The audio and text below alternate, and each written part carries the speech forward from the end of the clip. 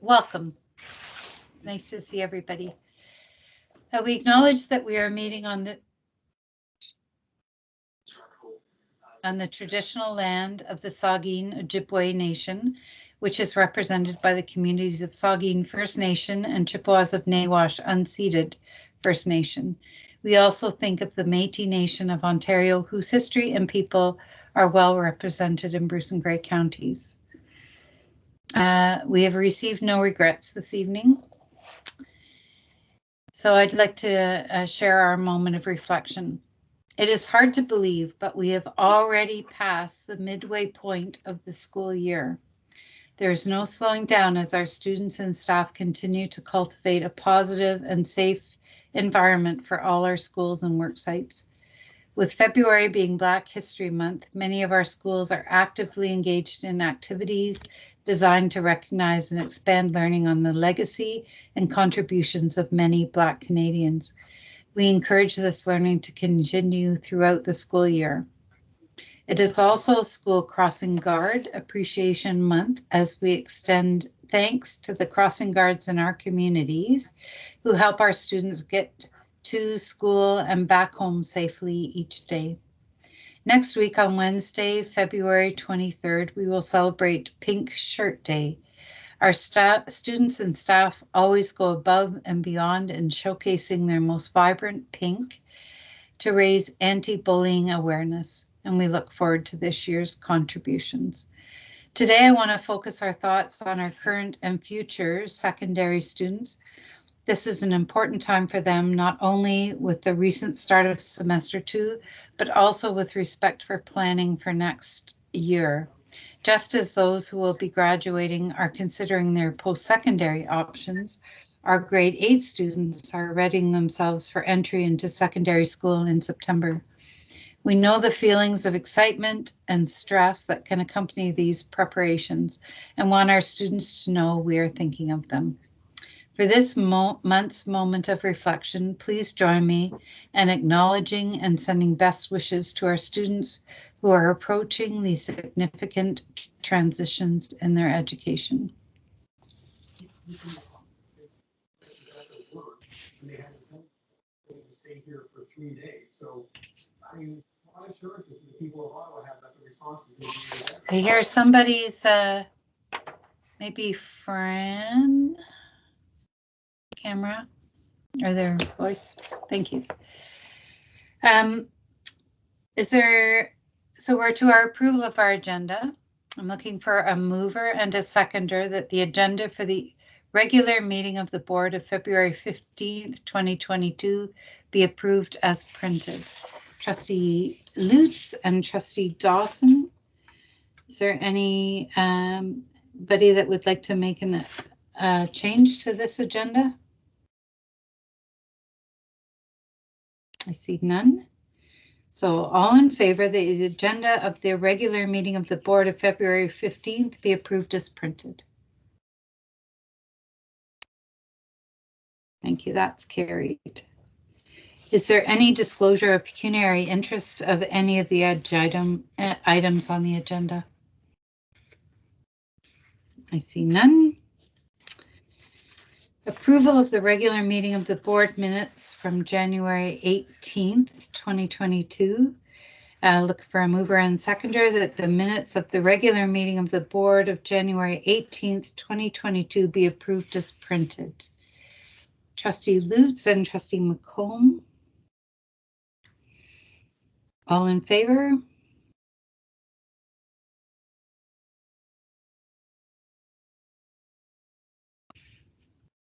Thank you, that's carried. And we have minutes from the Committee of the Whole Board, February 1st, 2022. So I'll look for a mover and a seconder that the minutes of the Committee of the Whole Board meeting on February 1st, 2022 be approved as printed. Trustee McComb and Trustee Johnstone. All in favor?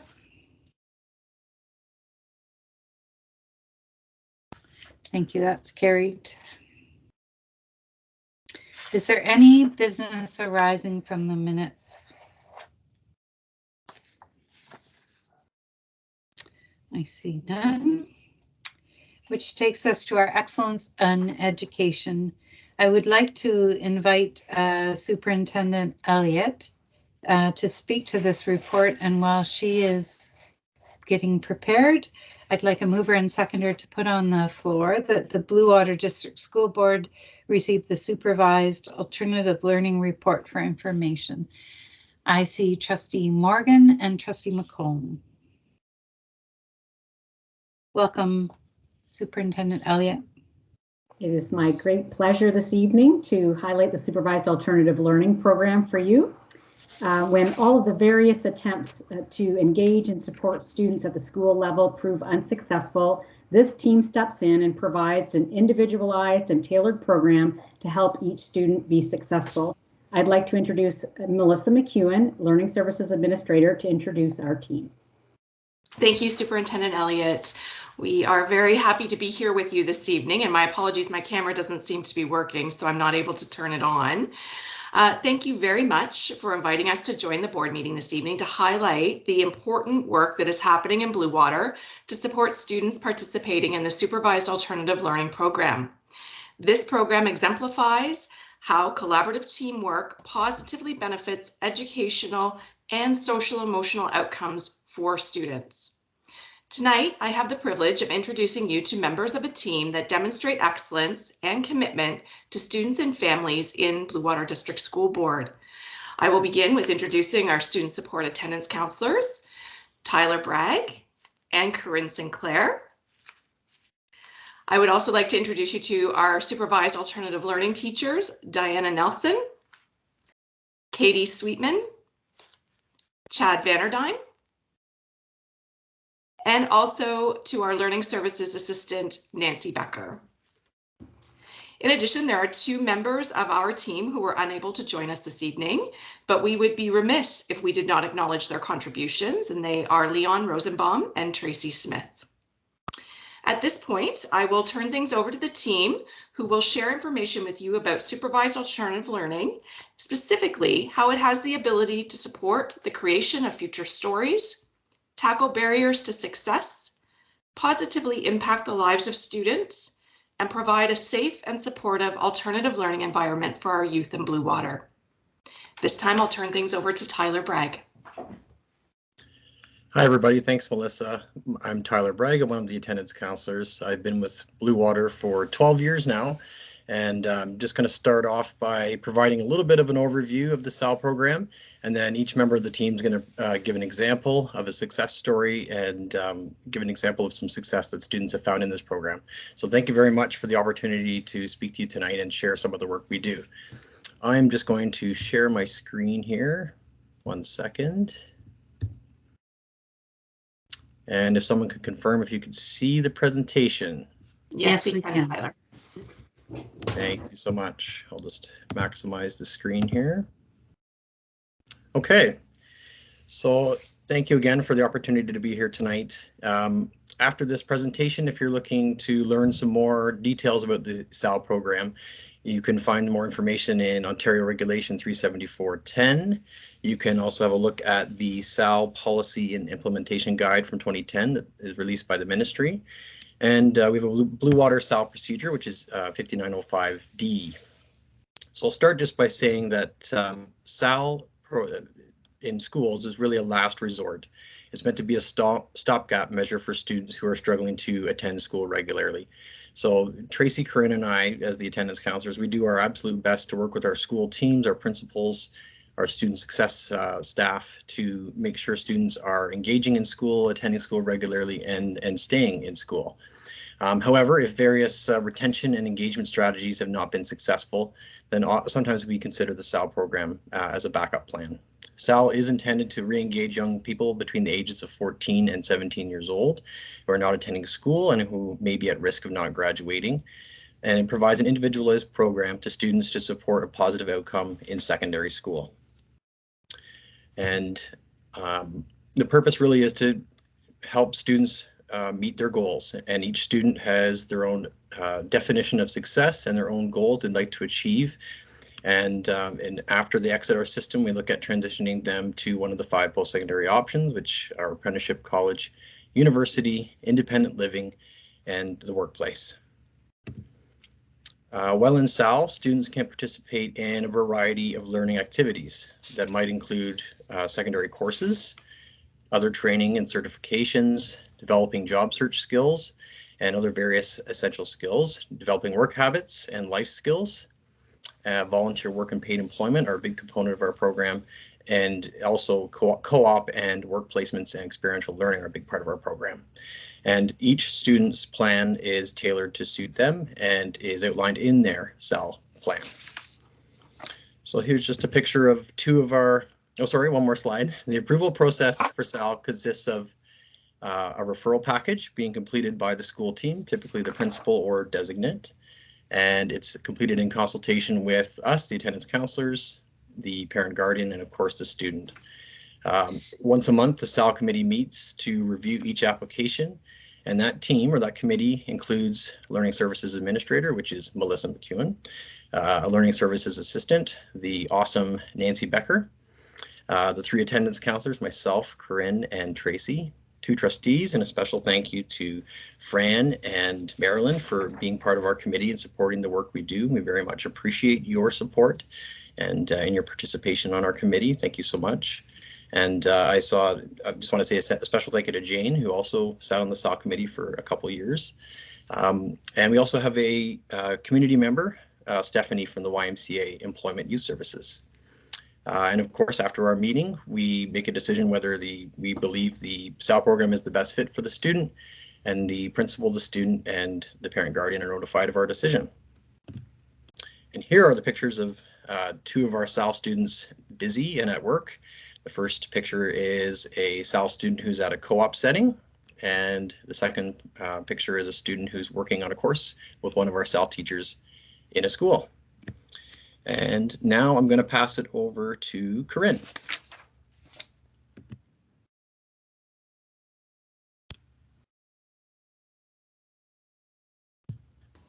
Supervised alternative learning supporting, our goal is really to support the mental and physical health of students. So we do that by sometimes removing the students from school, especially when they're struggling with their mental health, which makes attendance hard.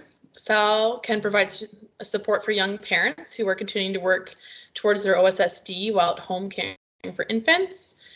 And SAL can provide support for students with injuries that make learning in person a challenge. Last semester, one of our teachers was supporting a student with a broken hip. And I was hoping to share with you just a recent experience that Leon and I had with one of our students.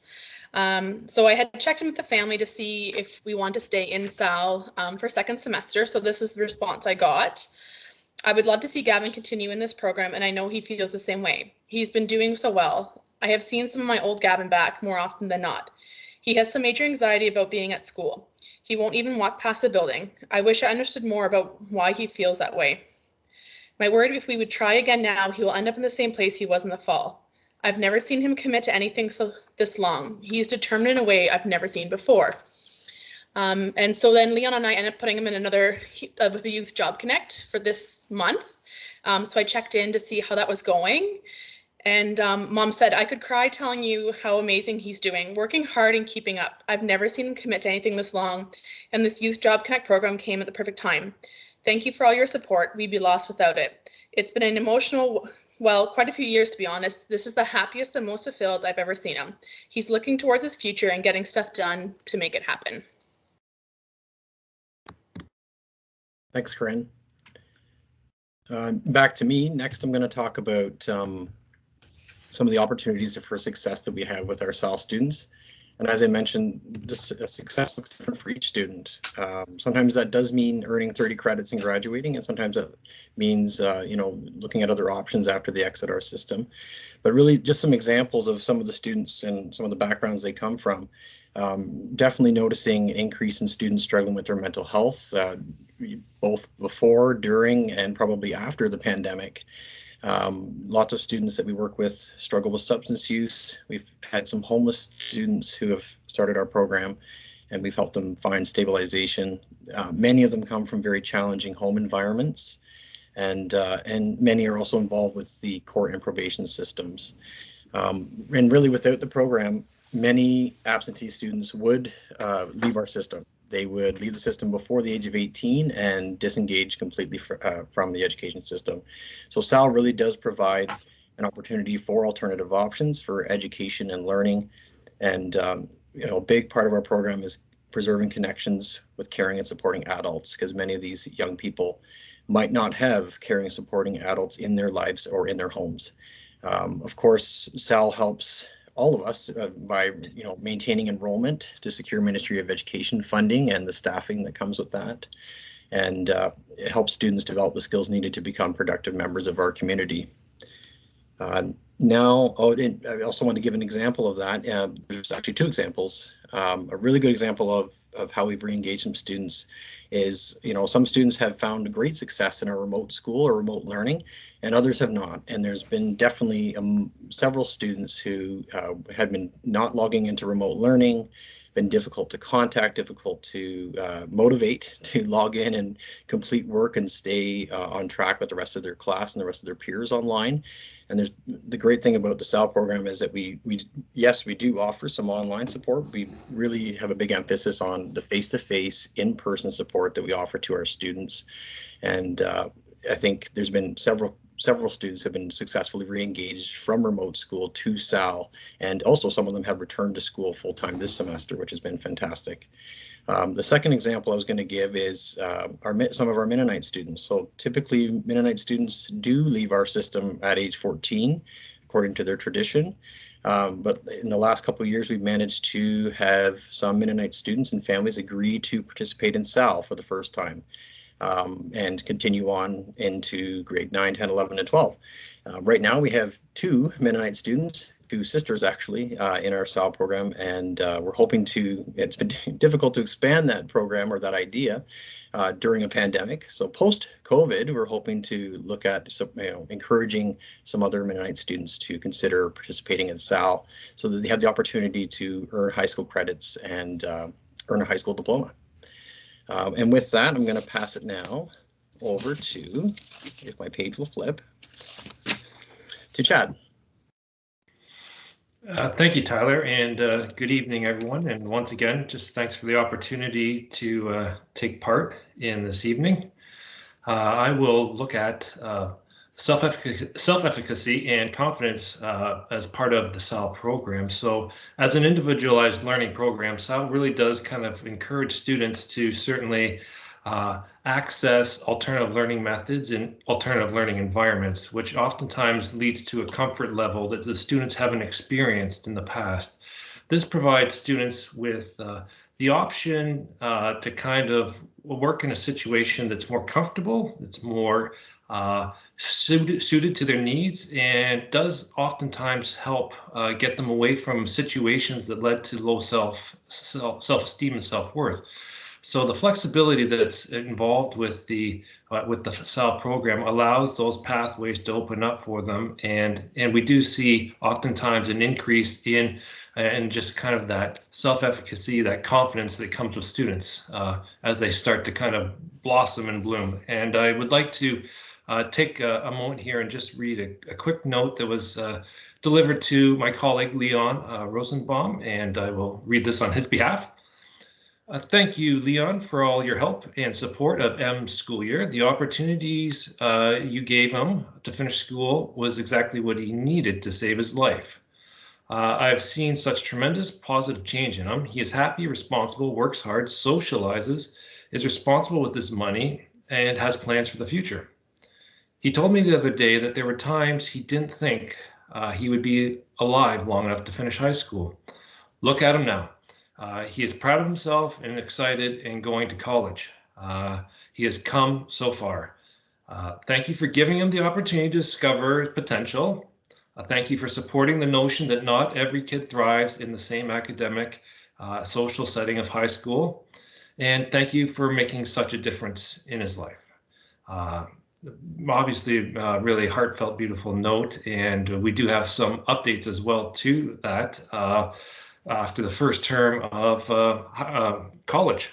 So he received straight A's in the first semester, and he's also currently working at a retirement home right now and is in a PSW program. So that just an example of some of the outcomes that happen as a result of SAL, and certainly this parent is very appreciative of the program and the efforts.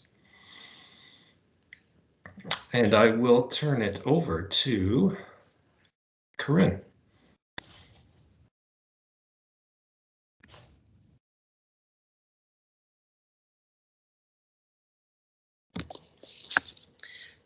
So we at SAL, we really value social and emotional support and how it supports our students. So human connection is important when working with SAL students, as a connection with students is more powerful than you might think. I think a lot of time we build connection with kids and they show up to appointments not because they want to come do their English or their math, but because they respect the SAL teachers or the attendance counselors, and they show up for us, and in turn it works out well for them. A positive connection between student, teacher, and attendance counselor energizes, motivates, and builds trust. In addition, social connections can help students regulate their emotions, lead to higher self-esteem, and create empathy. Working with our SAL students, we hope to develop a strong rapport that gives these students a sense of being and valued. We work hard every day to help these students feel a sense of belonging and that they're being heard. Over the years, we've had SAL students feel comfortable enough to reach out to us to ask us for help when they have no food or no home. They seek support from us when they have been kicked out of their home and have no place to stay. They ask for help to connect them to the right community agencies that are willing to help them when they're needing that time. They ask us to accompany them for handing out resumes, and Tracy even got asked this year to help a student move. As human beings, we are social species and wired to connect. When you have a strong support system, it can help overcome challenges more easily. Thanks, Corinne. And now we'll pass it over to Diana, the newest member of our team.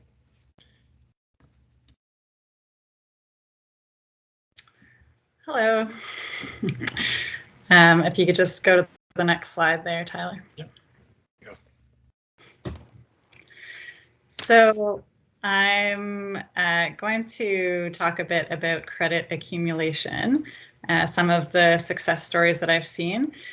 SAL empowers students with the opportunity to continue gaining credits in a huge variety of unique circumstances.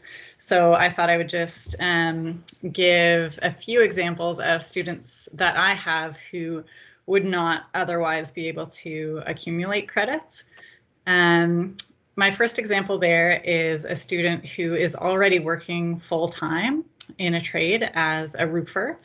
Really enjoying it. You know, he thinks that he might stay in that trade for a career, but he's not sure. He still wants to achieve his OSSD in order to remain flexible with future opportunities.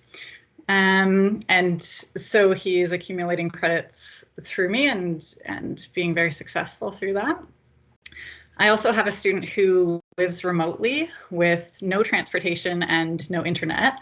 And when we do talk on the phone, we try to talk on the phone once a week, but it's, you know, very spotty, but we've actually been able to successfully send work back and forth through Purelator. So he'll do his work on paper and mail it to me, and I'll mark it and leave a bunch of comments and mail it back. And we've been able to communicate that way, and he's been accumulating credits. He did really well last semester. And another example is a student who experiences seizures in stressful social situations. And so he describes going into a large school as a really stressful situation. And so instead we meet at a small library, and he has been able to accumulate credits and be very successful up till now. So those are just a few examples of credit accumulation success stories. And I will pass it on to Chad. Thank you. I'd like to just spend a few moments just to briefly look at the pathways that are available through SAL and some of the additional programs that the SAL program kind of spins into as we kind of move into later stages as well too, because SAL is really designed for 14 to 17-year-olds. So one of the things we find is that students still have a strong desire, and as they're getting closer to graduation, the Ontario Secondary School Diploma, that they will often seek other opportunities that we offer. And one of those that we do offer is what's called the outreach program as well too. So success can be found in a variety of pathways, and we try to support all pathways and have a seamless transition. So when the students turn 18, it's not necessarily a matter of they're done with SAL, they've timed out of SAL. We look for opportunities that we still offer through outreach program, through additional partners such as Flex program as well too. We also, can move them into those adult education connections as well too. So there are lots of transitions that we can still make when a student is no longer of SAL age. So an example I'd like to share with you is I had a student come to me a few years ago in one of our communities. She was in her grade 11 year. She had about 8 credits at the time she came to me in the SAL program and earned about 10 credits in SAL over the next 2 years. So for the remainder of her grade 11 year and grade 12 year. She did very well, and those were mostly the compulsory credits. So she'd gotten herself up to about 18, 19 credits at that point, was now 18 years old and wishing to continue and to complete her Ontario Secondary School Diploma. And we then transitioned her into the outreach program, which was run by me as well too at that school. So it was really a seamless transition from myself to myself. And she really liked the familiarity that was involved with that and the opportunities to continue on earning credits. She then began a work experience opportunity. We focused primarily on cooperative education credits for the remainder of her elective credit needs. She ended up getting those final 12 credits through the outreach program, and she graduated with her OSSD just a couple months after her 20th birthday. So she hung in there. She made it through. She did everything she did, and this was really representative of intergenerational change. This is something that her mother wasn't able to accomplish, was to get the Ontario Secondary School Diploma. So this is just an example of how we are able to move students through, how we continue to work with students, and how we provide these opportunities to make impactful changes upon the lives of students and their families. And I can tell you that she is still living and working in the Grey Bruce area. And I'd like to now turn it over to Katie to continue on. Thanks. Okay. So one of the things we wanted to talk about as well is that sometimes students can go into SAL, they end up there, sort of fall into our laps because it's a alternative when they've found themselves in progressive discipline. So long-term suspension and expulsion, we would be working with a student in long-term suspension or expulsion anyway, because that is part of what our team does. But if we find that they're in a situation where they continue to make poor choices, or they're just not finding themselves being their best self or student when they're returning to school, then SAL becomes a really great alternate route to more discipline. So it helps them succeed in school, but it also makes sure that if they're falling into patterns that are destructive, then they're able to continue to learn while distancing from the people or the situations that were creating those poor choices. So the great part is when a student ends up in our progressive discipline, long-term suspension or expulsion, they're already connected to the teacher and the attendance counselor. So they're able to get a little bit of support. And if they transition to SAL, they get more support to sort of help them through that transition and to sort of pad the landing as they end up in a completely new learning environment. So one of the students this year that is a great example of that, I think, is a student I'm working with who should have been on track to graduate this year on a university pathway, but faced 2 20-day suspensions in a row by October of this year. So he was clearly, you know, all of a sudden in a space where he was making some pretty destructive decisions, and in a conversation with him and his family and the school, it was decided that he would continue with me in SAL.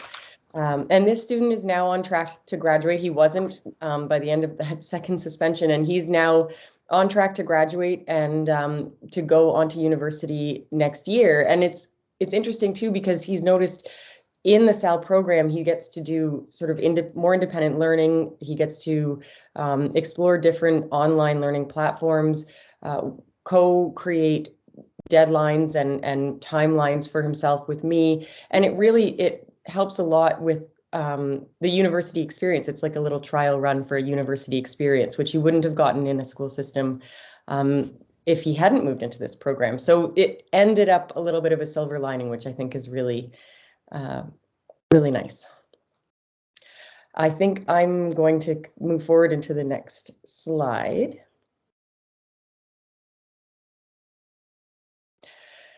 So this is basically, we've talked a lot about the personal stories, but we all love data. And so this is a little bit of a numbers game, just to sort of put numbers to the faces. So this year, you can see the way this graph is laid out is the blue lines represent September to November referrals.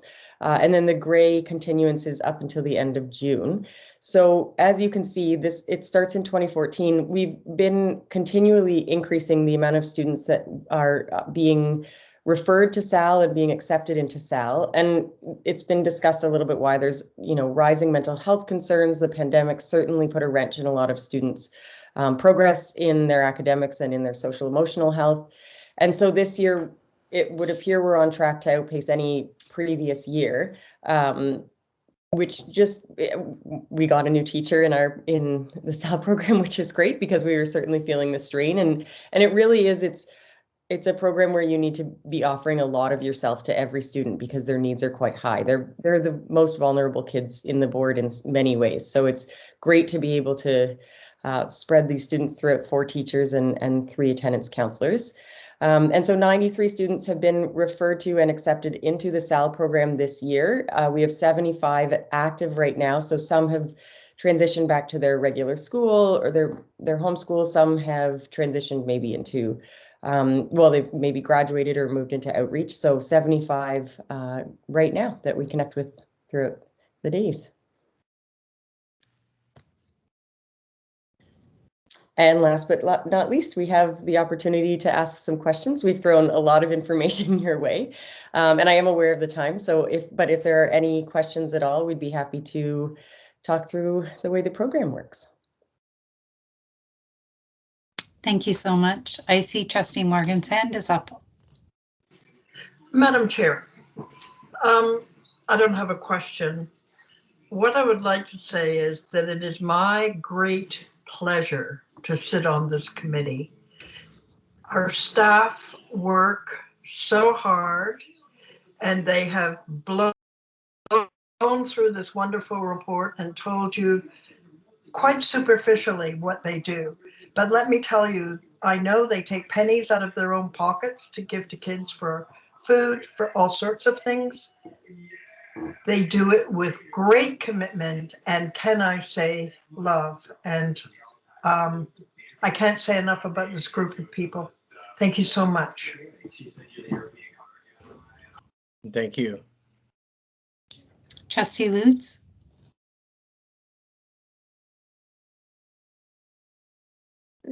Thank you. And thank you everyone for such a great report of this fantastic program. I recently, through something not connected to schools at all, was speaking to actually a Mennonite individual who was a graduate of the program, and they had incredibly wonderful things to say about it. And I always love hearing about it and its success stories. And while I know there might be concerns about it growing, it excites me to see it growing, because for every student in the program, it means it's someone whose needs are being met in our schools. So I just want to thank everyone for all the hard work you're doing, and also say, don't hesitate. If there's anything we can do as a board to support this incredible program, please, please, please ask. Thank you. Thank you, you. Trustee Thank you. Lutz. Trustee McComb. Yes, I really enjoy being on the committee too, and the attendance counselors are great. They just go above and beyond their call of duty, and they keep in contact with the students, and if they don't hear from them for a week or so, they phone them up and give them encouragement. So it's a great program, and I hope it continues in Blue Water. I'm sure it will. Thanks, Marilyn. Trustee Atkinson. Yes, thank you, Chair Thompson. Pardon me. I just want to say thank you for all your hard work. Every month, Cheryl and Melissa present SEAC with a report from your team, and it's nice to be able to put faces to the names. And your work is just amazing. I don't know how you all actually do it, but we do talk about you often every month. So thank you for all you do. And I've learned so much more about SAL that I had no idea about before. So thank you for the wonderful report. It was very much appreciated and well done. And keep up doing the good work. Thanks so much. I don't see any other questions. I just want to make a comment. I know how much Trustee Morgan and Trustee McComb wanted this report to come back to the trustees for everyone to hear the work that you were doing. And I also very much enjoyed my time when I sat on your committee. When we were at PES, and we'll talk about it later, our conference for the trustees, we had a Randall Adjay's poet who spoke to us, and he said, "Remember your why." And I can't help but think that's so poignant in this situation. You are our why. Some of our kids will thrive because they've got the support of their families and parents, and they'll thrive. And some of our kids really need us, and you remind us of that. It was always I always called it my gratitude committee when I was on it. It reminded me of all the things that I had to be thankful for in my own life, and the things that I needed to remind myself of what we had to do as a board to take care of our most vulnerable students. So thank you so much for coming and presenting tonight. Thank you, Fran and Marilyn, for encouraging this report. It was moved by Trustee Morgan and seconded by Trustee McComb that the Blue Water District School Board received the Supervised Alternative Learning Report for information. All in favor?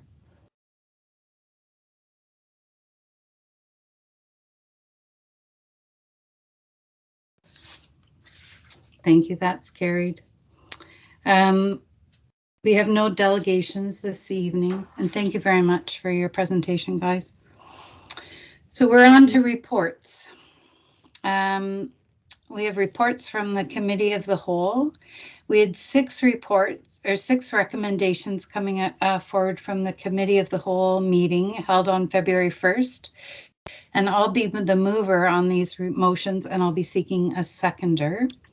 So first, I'll be moving, and I'll look for a seconder, that the Blue Water District School Board approve that Grey Highlands Secondary School students participate in Environmental Studies Program ESP field trips, Flesherton Pond Canoe Instruction Day 1, April 26, 2022, Flesherton Pond Canoe Instruction Day 2, April 27th, 2022, Flesherton Hills Ponds Canoe Practice, April 29th, 2022, 24-hour canoe or 24-hour experience Collapore hiking trip, May 3rd to May 4th, 2022, Bells Lake canoe trip, May 6th, 2022, Cypress Lake camping trip, May 11th to May 13th, 2022, Saugeen River canoe day trip, May 17th, 2022,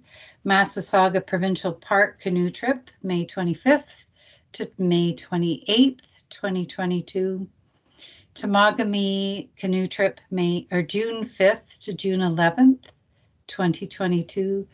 Lake Eugenia big canoe trip June 15th, 2022.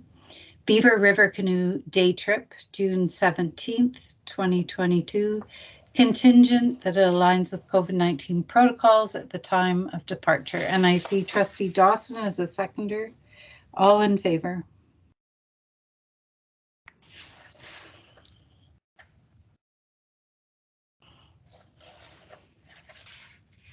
Thank you, that's carried. Secondly, moved by myself that the Blue Water District School Board approve that Georgian Bay Community School students participate in the Pursuits Program field trips, Bruce Trail Cypress field trip May 3rd to May 6th, 2022, Beaver Crawl field trip May 17th to 19th, 2022, Claybanks field trip May 25th, 2022, and Massasauga Provincial Park field trip May 30th to June 2nd, 2022, contingent that it aligns with COVID-19 protocols at the time of departure. The seconder is Trustee Morgan. And all in favor?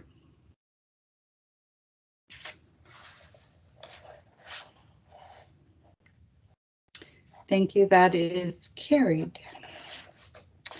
Our third recommendation, that the Blue Water District School Board approve that Kincardine District Senior School students participate in the Outdoor Education Program field trips, Bruce Trail Hike, May 6, 2022, Wild Fang Wilderness Canoe Trip, May 9th to 13th and 16th to 17th, 2022, Saugeen River Canoe Trip, May 19th to 20th, 2022, and Algonquin Wilderness Canoe Trip, June 11th to 15th, 2022, contingent that it aligns with COVID-19 protocols at the time of departure. It's moved by me, seconded by Trustee Johnstone.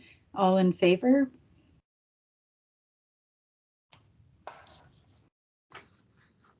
Thank you, that is carried.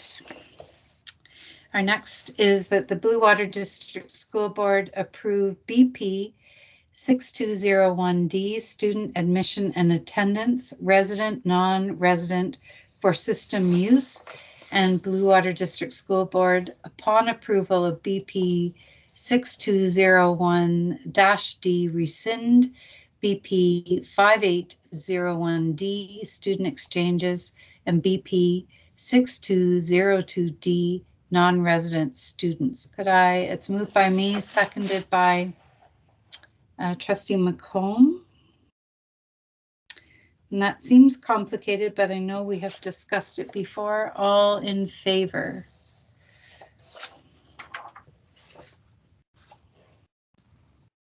Thank you, that's carried.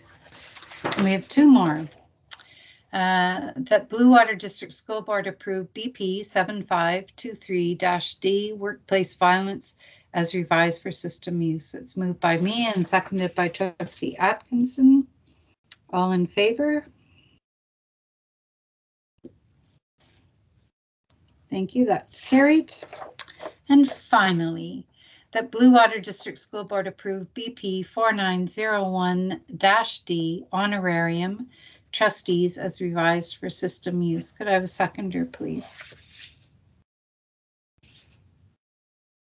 Trustee Lutz, all in favor?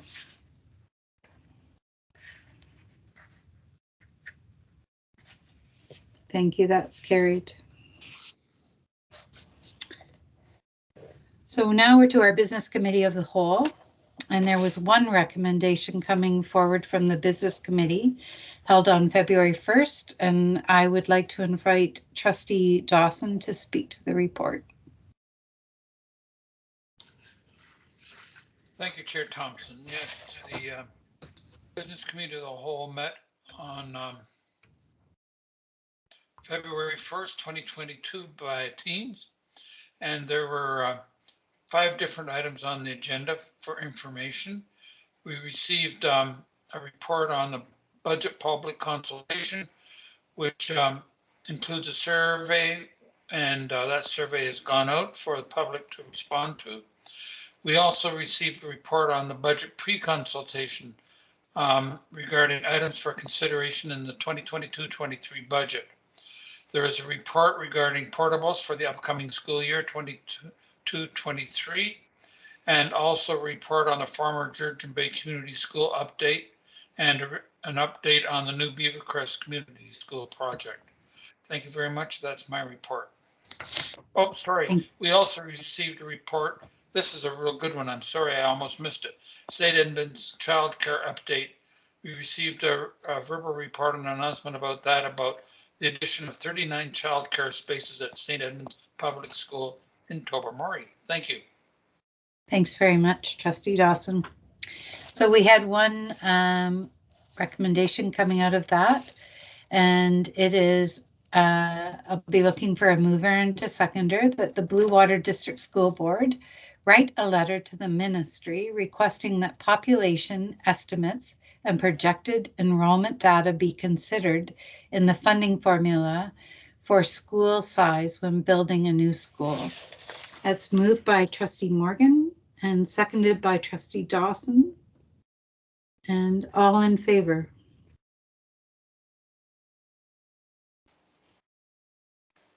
Thank you. That is carried.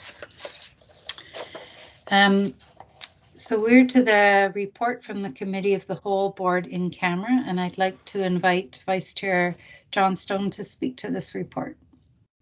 Thank you very much. So there are 3 motions coming before the board this evening.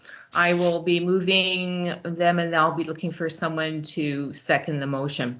That the agenda of February 15th, 2022 Committee of the Whole Board in Camera meeting be deemed to meet the legislative requirements for discussion in camera. And second, I see is Trustee Dawson. All in favor? And that is carried. And just for anybody who may be listening, the reason why we don't have any discussion, because it's always on in-camera items that we have already voted on. Next is that, and it's moved by myself, that the Blue Water District School Board receive the administrative placements update report for information. I'm looking for somebody's second. I see Trustee Atkinson. Thank you. And all in favor?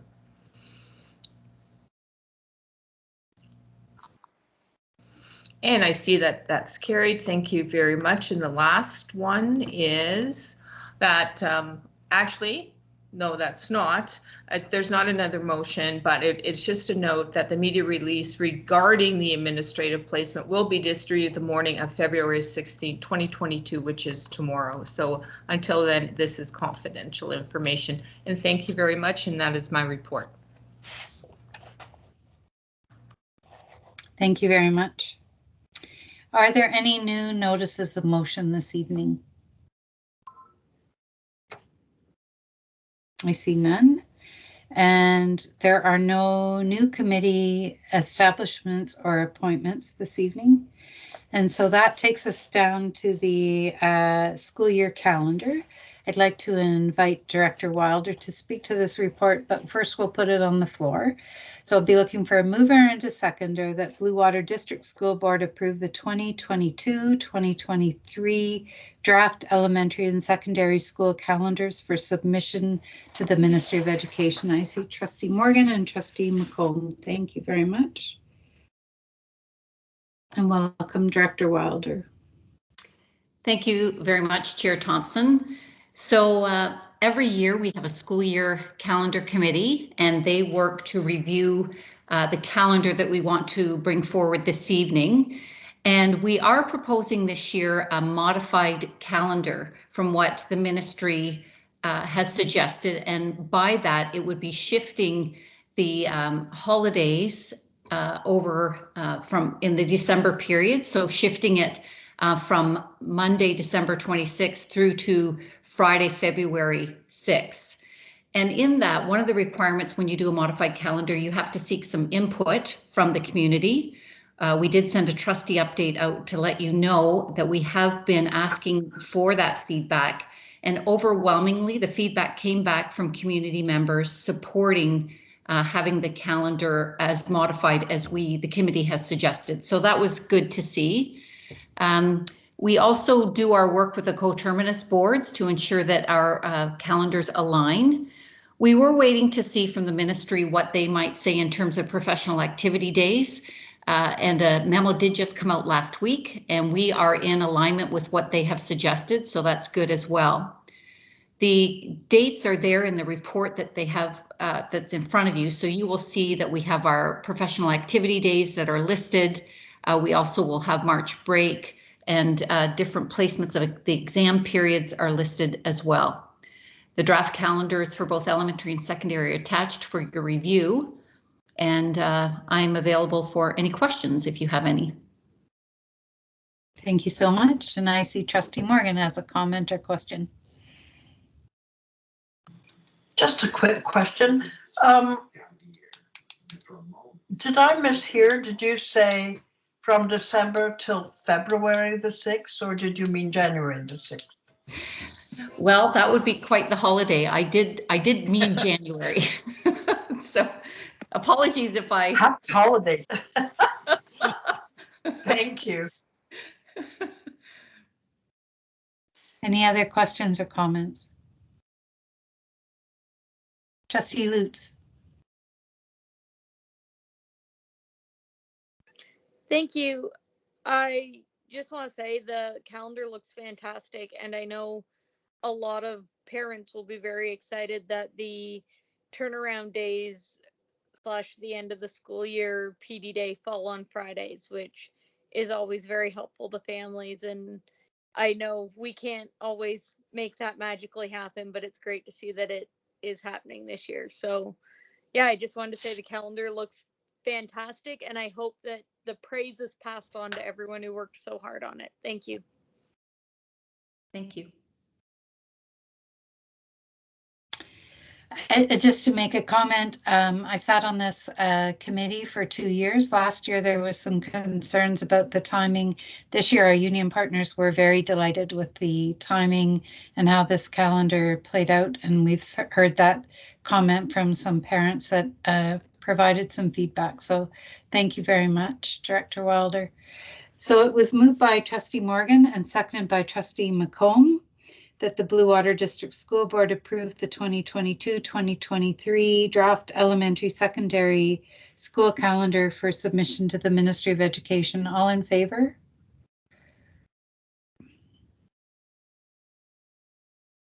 That is carried. Thank you very much. And our reports for information, I'd like to invite student trustee Trinity Shaw to present the report. Hello, thank you. Good evening. The Student Senate over the past couple of weeks pondered ways we could help to make the transition to a 4-class structure easier for those who may have been anxious to return to secondary schools upon the end of the first semester. Ultimately, our students have voiced positive feedback about the return and are adjusting well considering the circumstances. Many believe that this was indeed for the best, and in turn, I think we can all agree that this smooth adjustment lifts a weight off of all of our shoulders. Students have been glad to be able to finish this year's first semester in person and are continuing to be hopeful that this will continue through the remainder of the second. The gift of lockers, once again being available for use, has been celebrated by all of our students, both by those of whom have used them in the past and those who have not.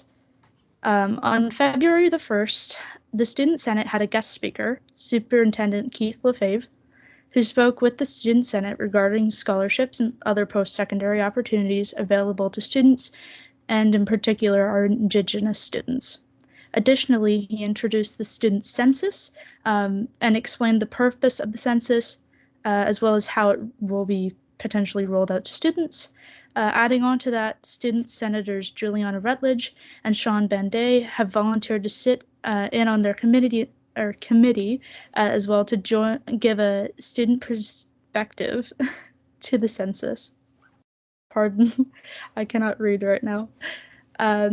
Earlier today, we also met with Director Lori Wilder, who kindly gave us an insight as to what being a board director means, some of the areas they look after, and how we ourselves could become one in the distant future if that's something we hold an interest in. She encouraged us to look deeper into education/education-oriented jobs and so forth. Student trustee Gabriel Rossiter worked together with the school, ODSS, to develop a survey around gender-based violence within their school. This survey was created to reach out to students, to give them a voice, to share resources with them, and to create awareness within their walls as to the topic. It was completely anonymous and was optional. QR codes were sprinkled around the school so that students could access it at any time. We as a Senate hope to use this as an example to move forward in addressing gender-based violence within our schools and what we can do to combat it. The student senator elections are coming up fast. By the 25th of February, all student senators or future student senators will have been chosen for next term, and by March 22nd, will be joining us for our first official student senate meeting to be welcomed in as the Senate for the 2022-2023 school year. And on a final note, kids are looking forward to starting up bands and sports in the coming months. That being said, the thought of going on field trips has many students bright with faith that we may someday soon return to life somewhat as it was before the pandemic in the near future. And with that, I bring this report to a close.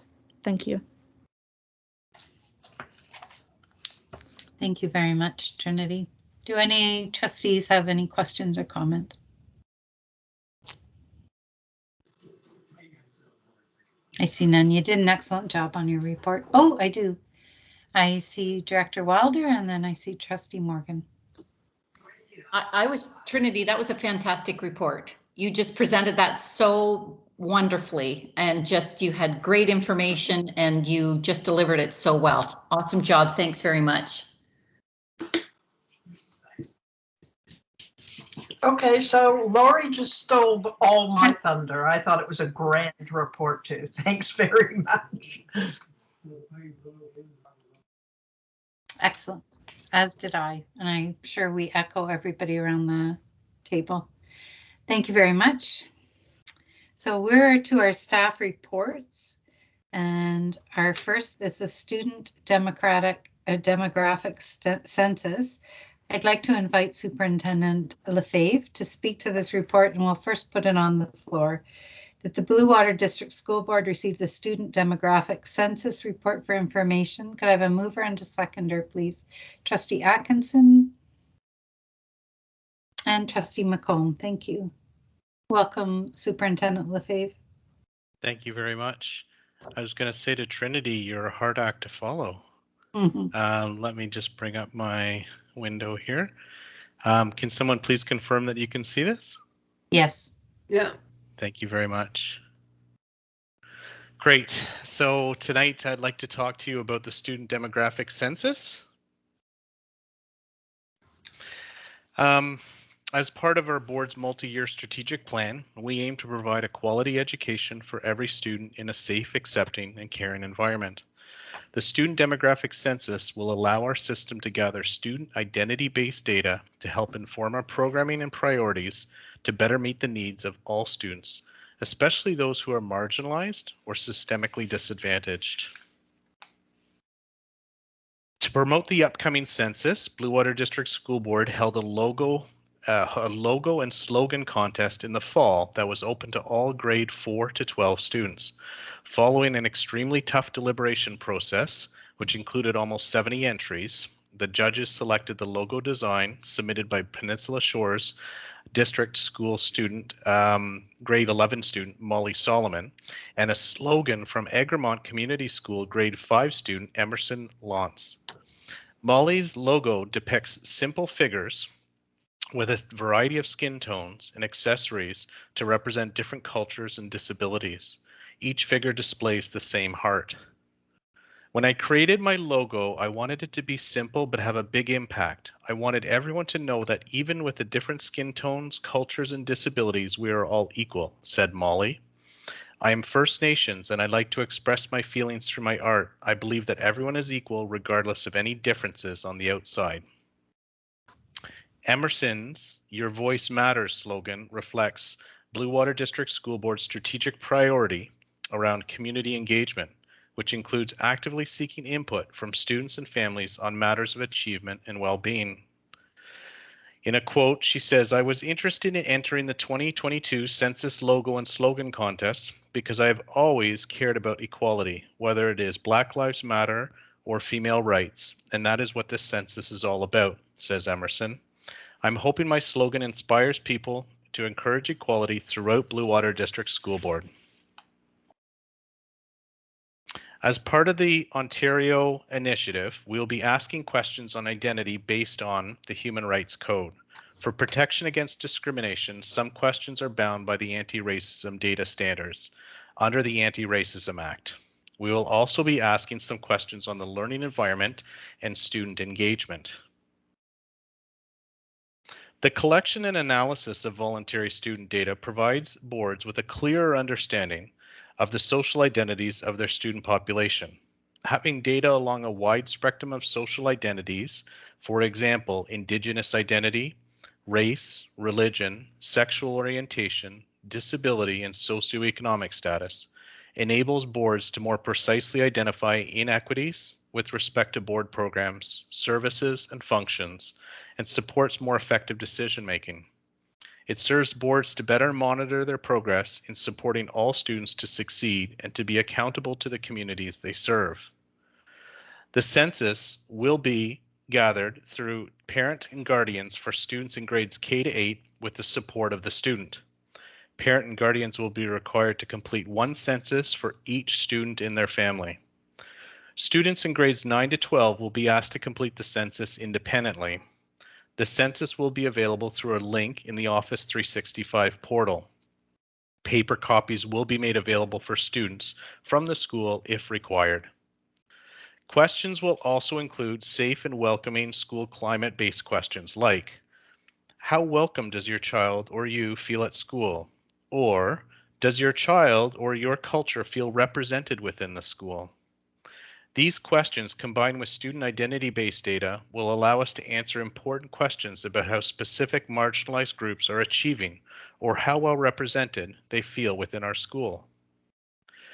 It is essential that all students see themselves reflected in our schools, and this census will allow us to target programming and initiatives to help enhance our equity-based work within Blue Water.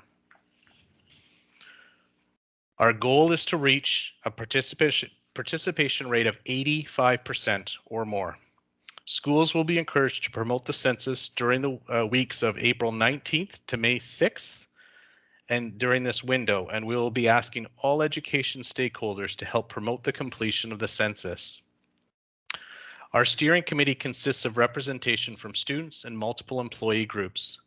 Presentations have been and will be made to this group of trustees, our parent involvement committee. I've already made a presentation to the Special Education Advisory Committee and student trustees, and to the Diversity, Equity, and Inclusive Education Advisory Committee.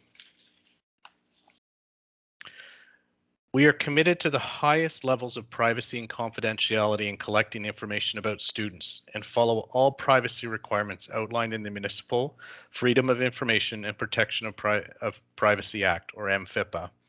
The information gathered through the student census is collected under the legal authority of the Education Act for educational and research purposes only. Again, we are aiming for an 85% or higher completion rate. Your encouragement and assistance in helping answer any questions from students and our parents or guardians is appreciated and will help us reach our goal.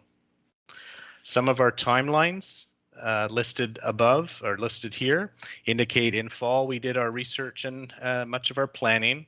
We had our student logo and slogan contest. We've established a steering committee which has been meeting.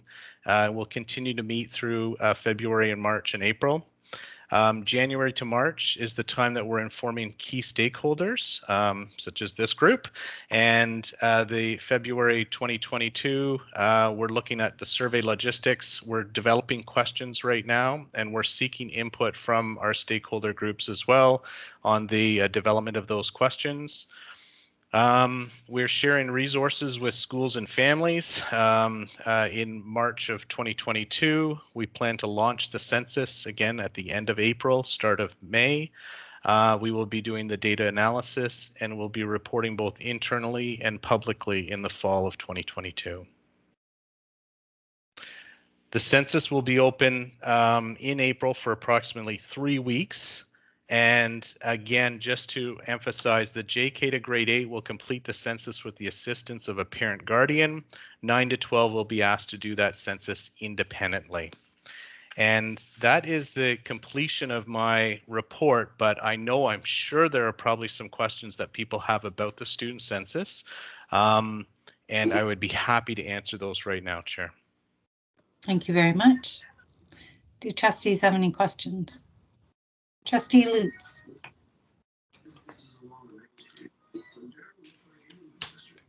Thank you.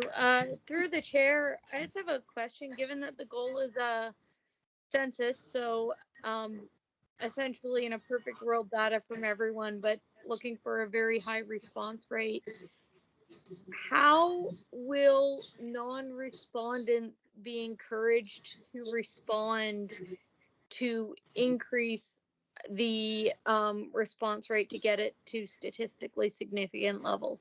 Thank you. Thank you. Through the chair. Our plan is to, and we are consulting currently right now with a third-party expert who is working with a number of boards through the province on this task, and their recommendation is a solid communication plan, making sure that we are reaching out through social media. We have a series of school messenger messages that are planned to go out, as well as tweets and Facebook messages that are going to be sent out prior to and during the census period, as well as what we're able to do as our researcher is able to look at the response rate that we're collecting online, and be able to update in real time each school in terms of, so what we're going to be saying to schools, like school A, we will say you're at a 36% completion rate. Can you please encourage your families to respond to the survey? And we're trying to get to 85%. Do what you can to please encourage them. So we're going to try to give them real-time data on the fly during those 3 weeks to make sure that we're trying to achieve that 85%.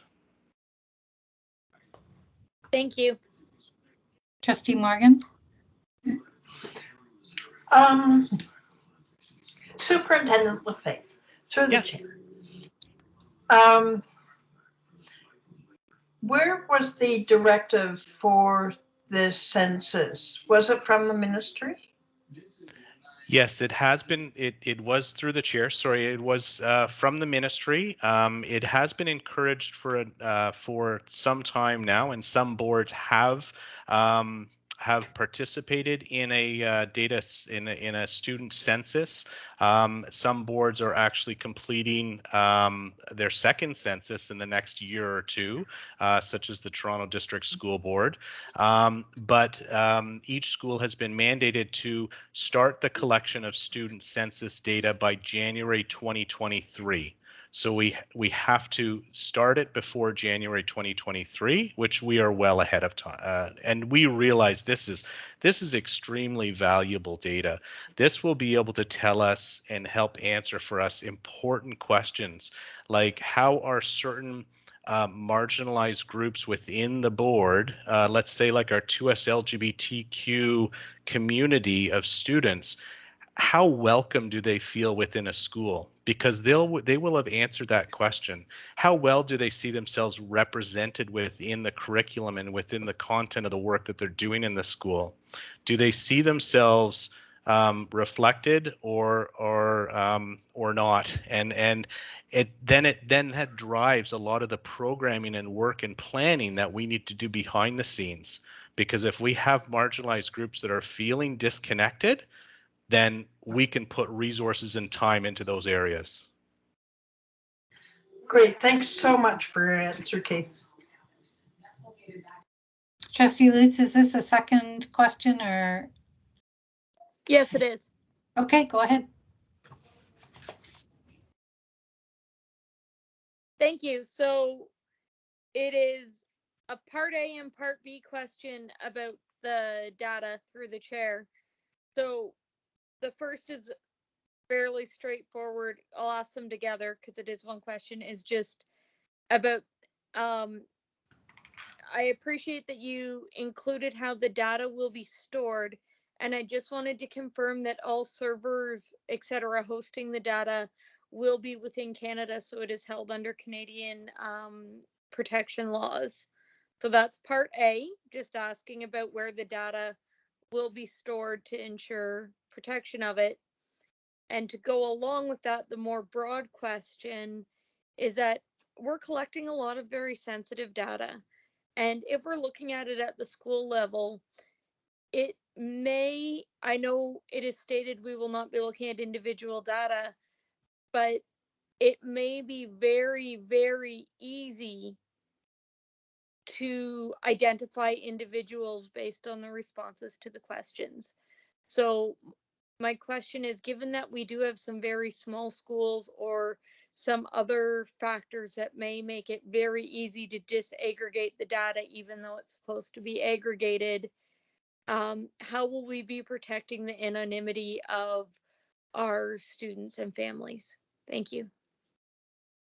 Through the chair, thank you for that question, Trustee Lutz. So to answer the first question, we are conducting the survey through Qualtrics, we have completed a privacy assessment with, and has been vetted, and we know that the data is stored securely within Canada for us, as well as our own servers as well, which obviously meet those requirements. To answer your second question, we are not allowing or permitting this data to be seen by individual schools. It is only going to be seen by very few central staff, such as our lead researcher and some staff within my department.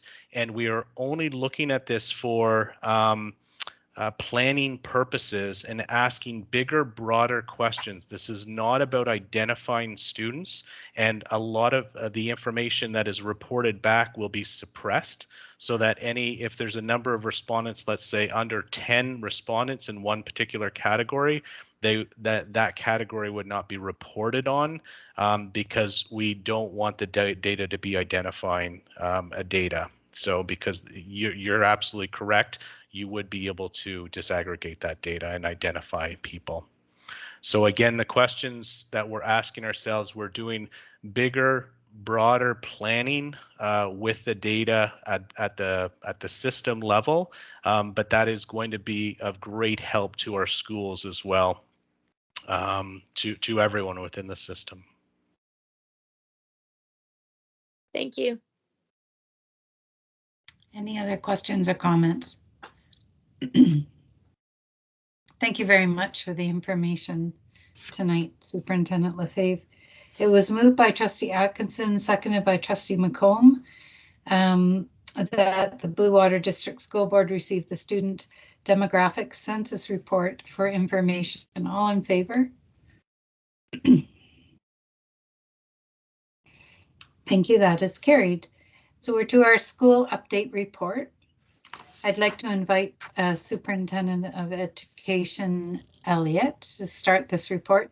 I'm looking for a mover and a seconder that the Blue Water District School Board received the school update report for information. Trustee Johnstone, and a seconder, Trustee Dawson, and welcome Superintendent Elliott.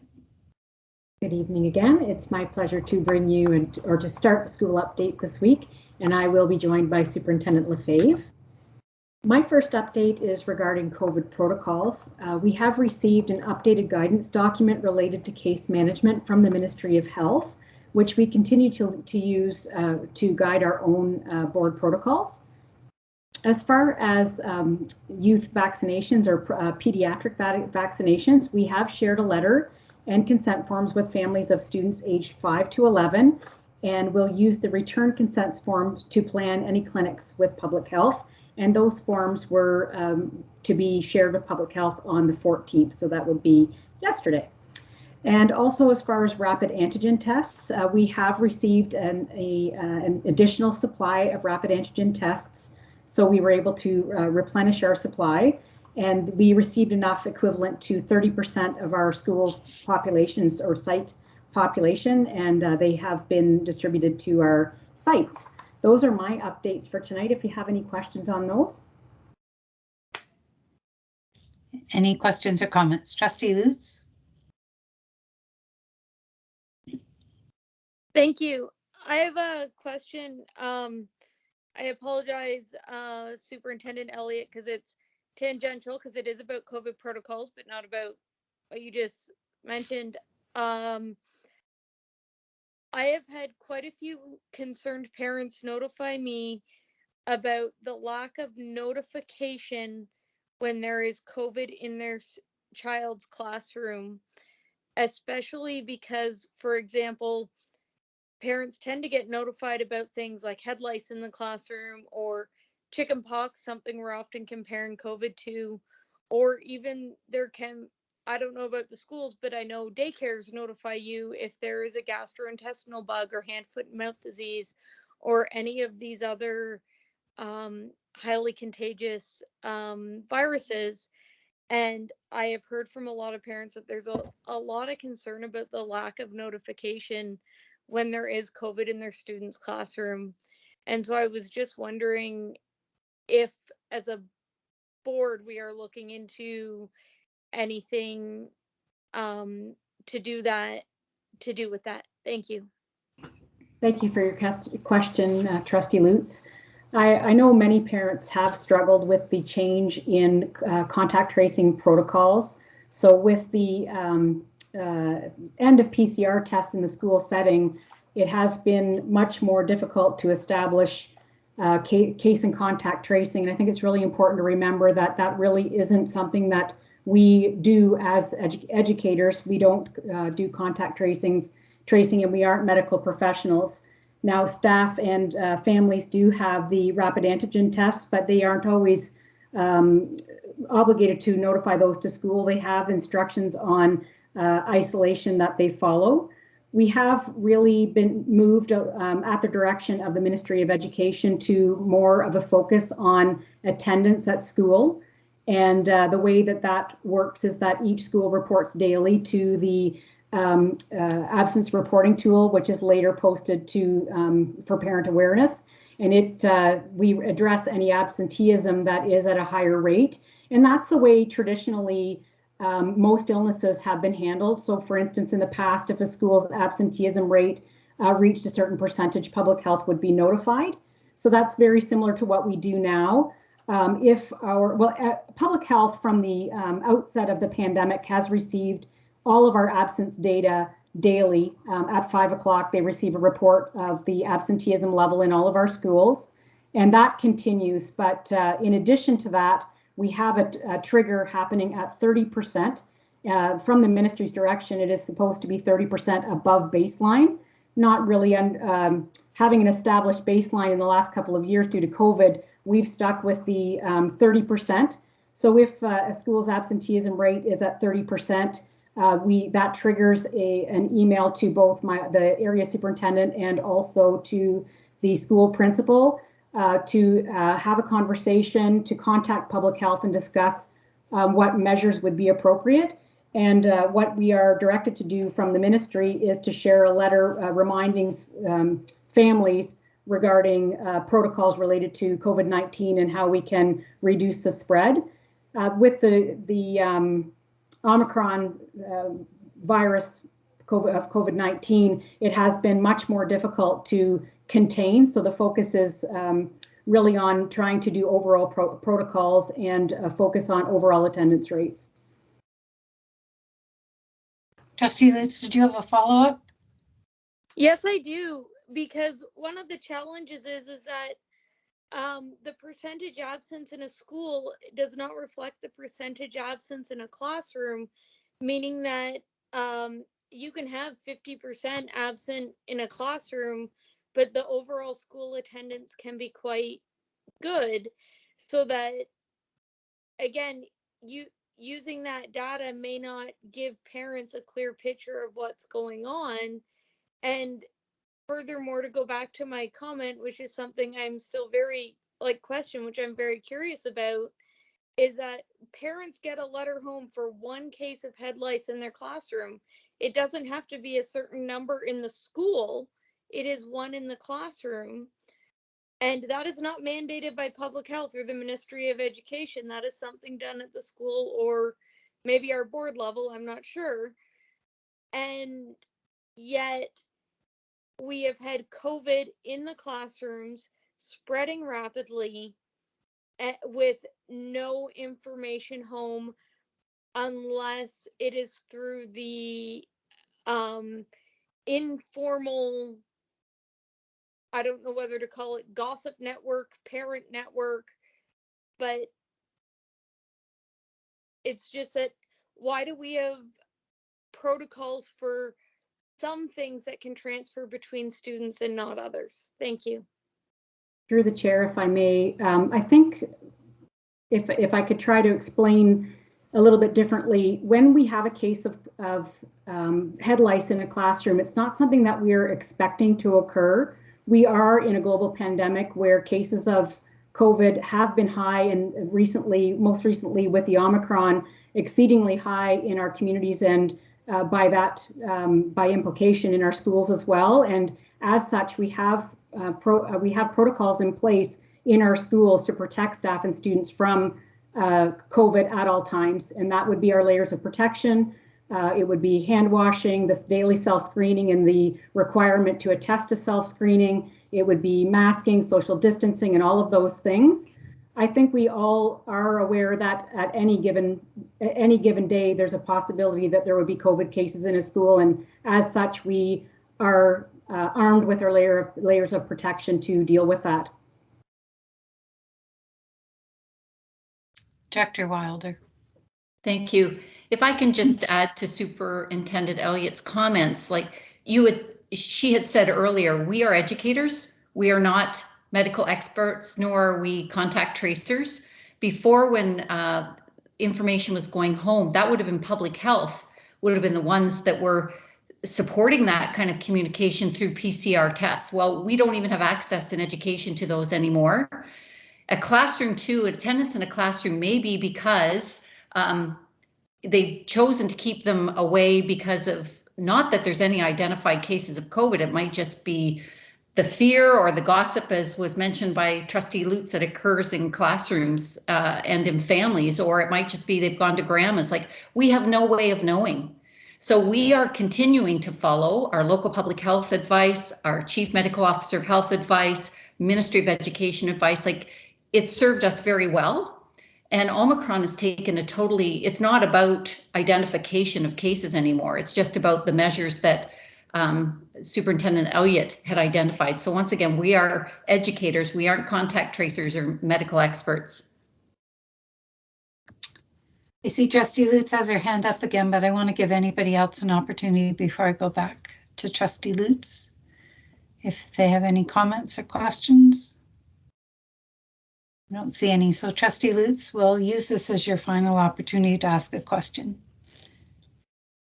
Okay, thank you. And I appreciate this. And I understand that there are times when it isn't known why an absence is, but I do know there have been times recently when there is knowledge of COVID cases in a classroom that do meet the definition of an outbreak, and yet nothing has been done. And as I've said before, and what no one has explained, is that, again, a letter comes home for head lice or chickenpox or any number of other communicable situations, and yet parents are being left in the dark about COVID. And as you say, they might choose to keep their children home. Well, they can't even do that if they are unaware of what is going on. So basically, I'm asking, why do we have different notification rules or procedures or policies, or even just things we do? Sorry, I'm losing colloquial term for just habits or things that why are we doing it for things that, to be honest, head lice you could argue is a nuisance, whereas we do know that COVID, even Omicron, can have long-term health consequences, and especially for those students or families that have extra health challenges. And we should be wanting to protect the vulnerable. We were talking about vulnerable students in our schools already during this meeting.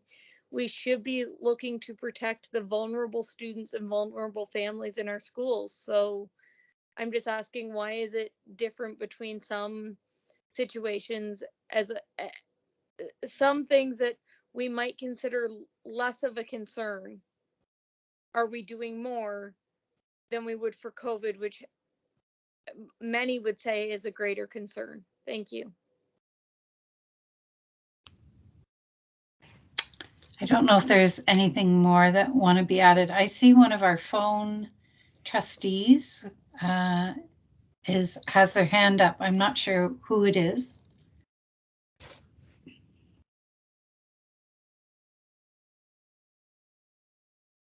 I think it might be Trustee Boyd John. Yeah, it is. It's 881. It's Trustee Boyd John. Perfect. Trustee Boyd John.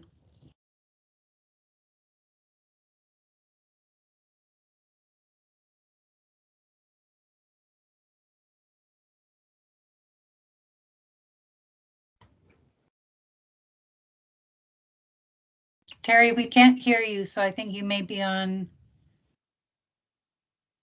No, I see your.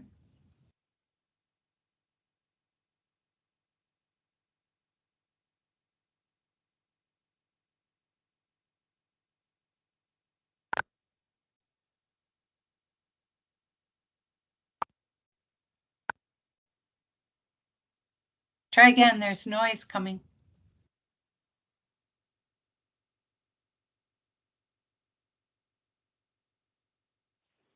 Are you able to hear me? Yes. Okay, on my end, it's telling me because I'm on the phone, I'm not allowed to be unmuted. Anyway, I just wanted to give Lori and the rest of the team credit for following exactly what the ministry has asked for, and I think it's really great. And 2 years in, with the changes in the situation with the absences and everything that's going on, I just wanted Lori and the rest of the team to give you credit for just following the ministry's instructions. That's all. Thank you. I see Trustee Johnstone has her hand up.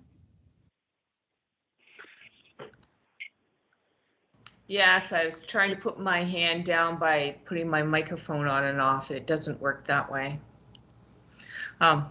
Anyway, I'm going to basically just reaffirm what Trustee Boyd John said, is that all boards across the province have basically, whether they wanted to do this or not, they it became a provincial direction, and and public health was directed, and so it's very difficult to go against that. And it's true, the staff are doing the best of their ability. And as we are quite aware, there have been different parent groups.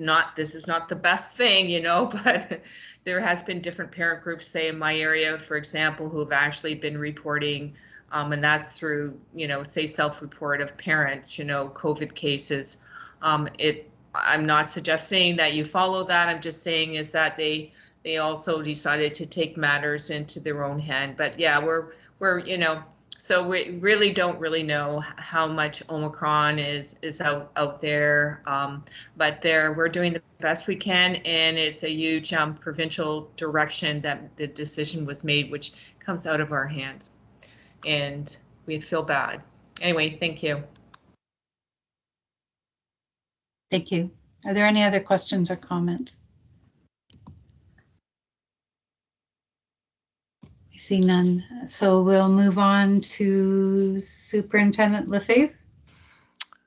Hi, thank you, Chair. I have a nice, easy, and happy announcement, and that is the resumption of sports and extracurriculars. We were told late last week that schools could resume inter-school and intramural sports, both elementary and secondary, which is fantastic news.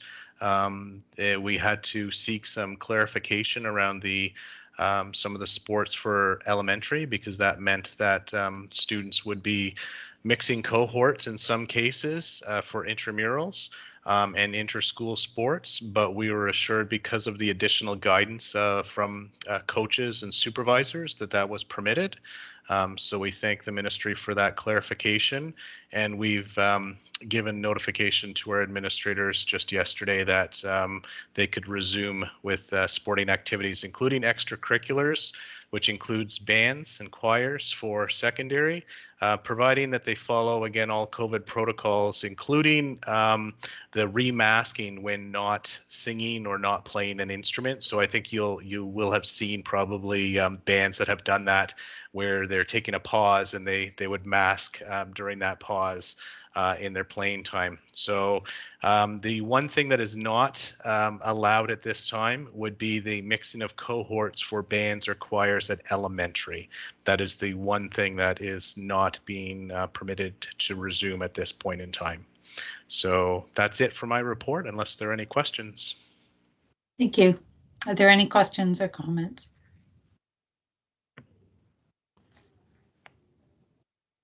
And I believe I'm the last one. Wow. Thank you.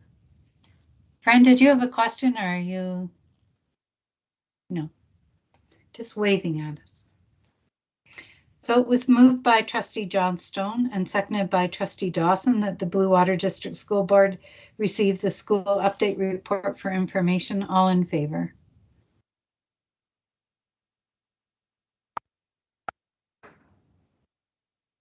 Thank you, that's carried. Communications, we have no correspondence has been received. Are there any announcements? Communications, student trustees, staff, OPSPA? Trustee Dawson? Thank you. My hand isn't working properly, but I'm glad you noticed that it was up. Yeah, a number of us attended PES virtually recently, and I always look forward to PES for the opportunity to network with trustees from other school boards, which was not really possible this time around. But I must say the presentations that were available to us virtually online were excellent and provided a lot of information. So just wanted to comment on that. Thank you. And that flows into our any other conversation about PES or any other conventions or out of district conferences you've been to. Trustee Johnstone? Yeah, so you would have received just, recently by email, as I sent a link to, had Bev sent a link to all of you. It is actually, if you were unable to attend the symposium this year, it has the whole, program, and also links to all the presentations and panels, and you can listen to them at your leisure, or if you want to listen to some again. So that got sent to you, and I just wanted to talk because it actually lends to the kind of a previous conversation with Trustee Lutz talking about what gets reported in school, and Superintendent Elliott talking about Omicron and how you could say viral it is, and about defense. So I'm going to talk a little bit about one of the speakers who I really appreciated, and I actually re-listened to his presentation today because I really enjoyed him. So if you have ever did listen to one, it would be it was a keynote address, and there was also questions and answers. And the presenter, his name is Nicholas A. Christakis, and he is a Sterling Professor of Social and Natural Sciences at Yale University, and he is also the author of Apollo Arrow. Anyway, you know, you can see, you can read about his own background on that. But in his words, he said every person that dies, probably 5 times as many, will suffer some kind of long-term disability, and that was from COVID. Having said that, he really went into the history throughout the ages of plagues and tried to put you know, COVID on that linear plane that went way back into time. And I thought that was really important. And one of the other key things he talked about was what we call the Swiss cheese model of pandemic response. And that was exactly what Cheryl was talking about, is exactly that we have different ways that we respond to a, you know, like in this regard, a virus, and that in fact we did some various different things. So thinking about, you have a sandwich and you're putting different you know, slices of Swiss cheese on, and they have different holes in them. And what you're hoping is through different layers of protection, that when you kind of look up and you bring your sandwich, you know, just the cheeses, you know, in front of you, that different holes are going to get blocked. So for example, you know, hand washing. We're still really doing that, you know, masking, social distancing, and then we finally were able to get a vaccine, and then a second vaccine and a booster. And those are all level of defense, which is with the Swiss cheese model of defense in terms of pandemic response. And he really talked about that. And I just found him very easy to listen to, and he also was great at answering questions. And at the very end, he actually talked about being kind of hopeful, because he predicted as an entomologist at the very beginning that it would be 2 years, you know, so that he wrote his book actually in 2020, and he talks about a life, so, you know, of how a pandemic plays out, and it actually did, you know. So we had, you know, the initial variant that was very deadly, and then we had the Delta, and then we have the Omicron, and he's really hoping, you know, that with all our levels of defense and with the majority of the population being vaccinated, that in fact, you know, we can get to where it becomes an endemic. And he was hopeful, but he didn't say at the very end that bad things couldn't happen. So I really, you know, and I think it's important for us as trustees and schools that we look at this because we represent students, and that, you know, we're really hoping that we get to the beginning of the you know, endemic part, you know, but we're just starting to be there. And that if he was anything he left with us is to continue all our lines of defense of the Swiss cheese model, so that in fact we could end up, you could say, making the virus not be able to mutate anymore. Anyway, that's what I wanted to share. And that was, you know, if there's anything you were going to listen to, and there was great panels and great discussion. So thank you. Trustee Dawson, is your hand still up? No. I would just like to echo what Trustee Johnstone said. I could have listened to him much longer than I did. Very easy. We did have a couple of speakers that I thought didn't have the same gift of presentation as this fellow, but he was saying one of the things that stuck with me is when you look back through history, through plagues, it's the plague that hurts us. it isn't our reaction to the plague or how we, because people are now challenging our governments, for example, of how they've, and he said that's not, that the same thing is played out over and over and over in history. So to put it in context was really fascinating for me, and he is worth a listen. And I would encourage you to tune in. I appreciate the link that Trustee Johnstone sent us. Tune in to any of the sessions. They were all very good. It's certainly not as nice as if we were all together and we have the social piece of it, but it's there was really valuable information in a lot of the sessions. So I would encourage you to tune into it. Any other comments or questions? Trustee Johnstone?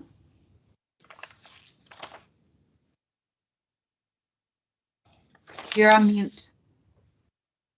Yes, and it's just a little tidbit that he left. He talked about, and I think it was during some plague during the Roman times. So he says you can read through Shakespeare and different Ulysses and everything, things, the commentary or things about plagues, But anyway, he talked about it was in I think it was in the Roman times, and I thought it was fascinating that he said, they had a superstition that if you threw a clay pot out of a second-story window and it hit the ground, it would ward off you getting whatever what the plague was. Maybe it was bubonic or whatever.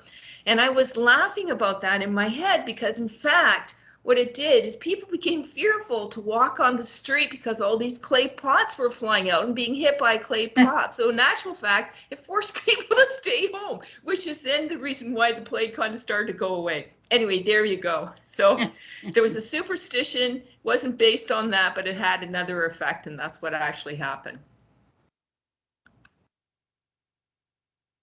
Any other announcements or comments? I see none.